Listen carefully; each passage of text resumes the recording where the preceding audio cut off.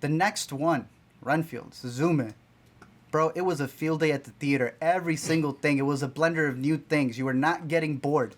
The Pope's Exorcist. I'm not gonna lie. I saw the trailers to this.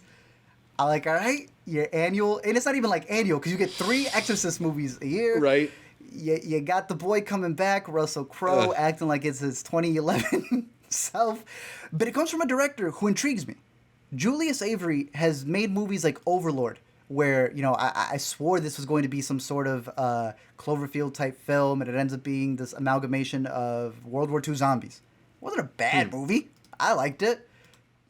I don't think anyone saw Samaritan on Prime. This is the superhero Sylvester Stallone movie where he's got, what's his name? Yeah. Matchbox or whatever his name is from, what's his boy's name? You know his name. Ashtray, that's his name. Right. No one saw that. Matchbox. I forgot, bro. Pope's Exorcist is somewhere in the middle, man. There's elements that I respect of it, and then there's also like this goofy layer of it. This is a Christian horror film. Through and through, bro. Sometimes you'll see these Exorcist movies, and it feels like an Avengers duke out, right? With like Satan, whatever demon it is. This one feels like the church commissioned it, and they try to rewrite a lot of stuff. The premise here is that you have Russell Crowe playing a real-life father, Gabriel Amorth, who was like the Pope's right-hand exorcist dude. On speed dial, he called this dude up, and anytime they need an exorcist to happen, they'd bring him in. Now the church is kind of restructuring, and they're like, I don't know, there's these different things going on. We may not need exorcists anymore. So because he's almost out of a job, he has to prove himself.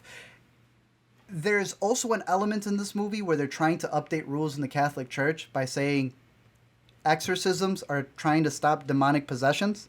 But is it a demonic possession, or are they just dealing with a mental health disorder? You know, it's one of those where it's like, is evolution and the Bible, can they be together? Intertwined? It's a movie.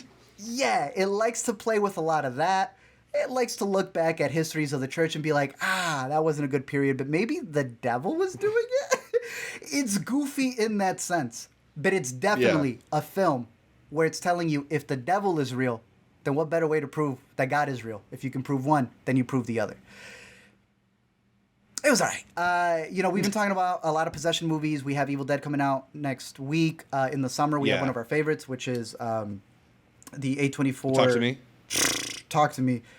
Nothing's going to beat that in terms Evil of possession. Dead is the one that this trailer reminded me of the most. The kind of like punishing style of horror film. We didn't get a full story in that movie, which turns out a lot of people, they just want cardboard characters in Evil Dead movies, but you didn't get a full story there. At least here, they're kind of fleshed out. The big thing is that he has to go from Italy to Spain because his family has moved into this house that their father had owned for a long time. They passed it down, so there's some secrets in the house.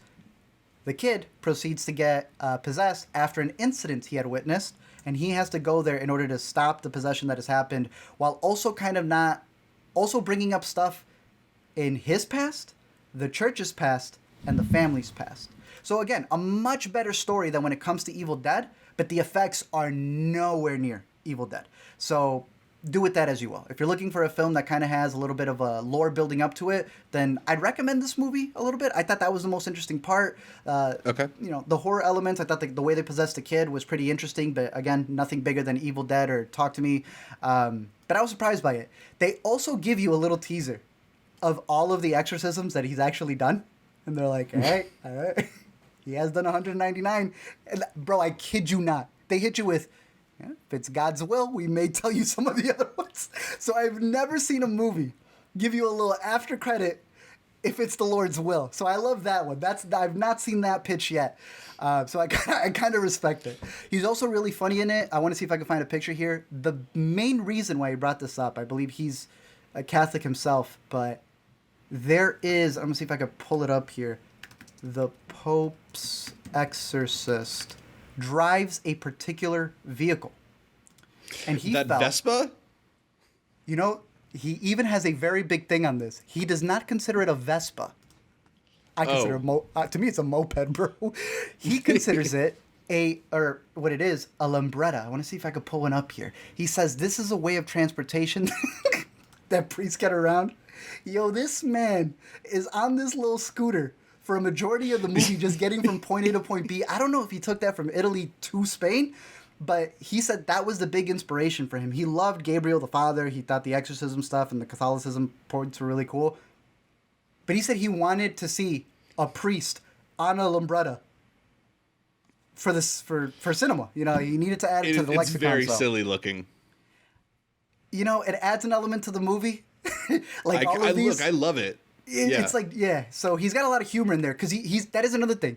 He's a priest who believes that you kill Satan with jokes. The devil don't like comedy. So he's cracking jokes all the time. He's a priest who takes a swig every once in a while. And yeah, he's on his little moped there. Or as he calls it, a Lumbretta. So if it interests you in any way, look, I think it's up there just like with Renfield. This amalgamation of it being a faith-based horror film, comedy, family film. Pope's Exorcist, it's out there. They got 199 more of these for you if you're interested. If you go support it in the theaters. For me, I wanted to say Junior, I'm going to keep it as a rent it. It's a rent it for now. I don't think you need to leave the house for it. But not even for the Lumbretta? I got a picture of the Lumbretta right here for you. if there's a trailer of it, I think you just need to see a trailer of it. You can catch the Lumbretta cut when it comes home to rental or VOD. But yeah, I'm going to stick with that one being the first at home. Renfield, get a matinee. Sazome, get a matinee. Popes, stay at home with some holy water.